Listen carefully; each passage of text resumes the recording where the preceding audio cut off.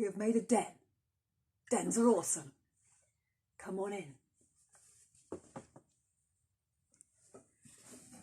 So, today is Palm Sunday, and I wanted to talk to you a bit about Palm Sunday and what it means, and does it matter today?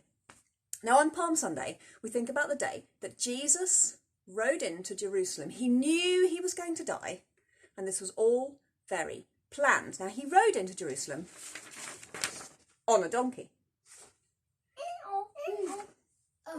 Not the story yet. Oh, sorry. On a donkey. Now, donkeys, they're quite cute and they're quite fluffy, but they're not very majestic or royal or kingly, and people were expecting Jesus to be this amazing king who was coming to rescue them. But Jesus arrived on a donkey, which is quite a humble thing. Now, there was a prophet hundreds of years before Jesus who prophesied that the Son of God would enter Jerusalem on a donkey. He kept coming humbly, coming calmly, and coming in peace on a donkey. Now, I'm going to read you the story, and I want you to join in. So, Caleb and Karis, give us a wave. Yay! Yeah! Are going to join in. So, when I say the word donkey, I want you to go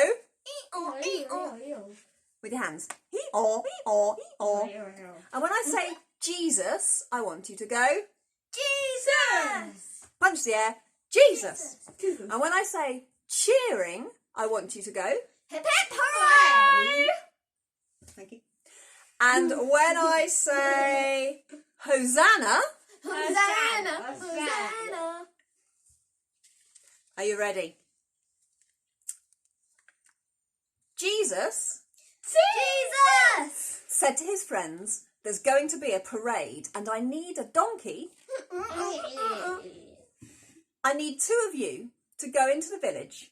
There you will find a young donkey tied up. Untie him and bring him back here. If anyone stops you, just say, the master needs it. And he will send it back when he's finished with it. So, two of the disciples went off and they found this donkey. What's that? Okay. And they took it back to Jesus. Jesus! They put their coats on the donkey's back, and Jesus Jesus! climbed on. He started riding the donkey down into the city of Jerusalem, and the people who had been talking to him went ahead of him. They started cheering Hip hip hooray! and shouting, Hosanna! Hosanna! Hosanna! Loads of people heard the noise and they came out to see what it was all about. They started putting their cloaks on the ground for the donkey to walk on. Then somebody thought, we need a flag, and they took a branch off one of the nearby palm trees and started waving the palm leaf, cheering, Hip hip hooray! crying, Hosanna! Hosanna! Hosanna! Hosanna! Hosanna! Hosanna! Look, it's Jesus! Jesus!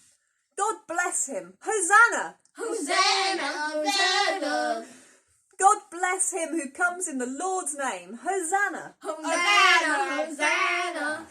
In the end, the whole city was buzzing about the parade. The sight of Jesus on a donkey. However, there were some people who weren't joining in and cheering. Hip hip hooray! Some people who weren't shouting Hosanna. Hosanna! They were jealous of Jesus. Jesus! And they told him off for making such a fuss. They wanted Jesus Jesus! to stop the people cheering. Hip hip hooray! But Jesus Jesus! said to them, if the people keep quiet, the very stones will start shouting instead. Now, you don't need to do any more actions. That's the story. of Palm Sunday. Now, Palm Sunday is the beginning of what we call Holy Week.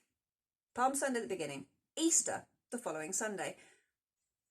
We remember Jesus arriving in Jerusalem on the donkey, but only 5 days later, so Monday, Tuesday, Wednesday, Thursday, Friday, 5 days later, we're thinking about Good Friday, the day Jesus died, and then the Sunday, we remember Jesus coming back to life again. So it didn't take those people who were cheering very long to turn their back on him.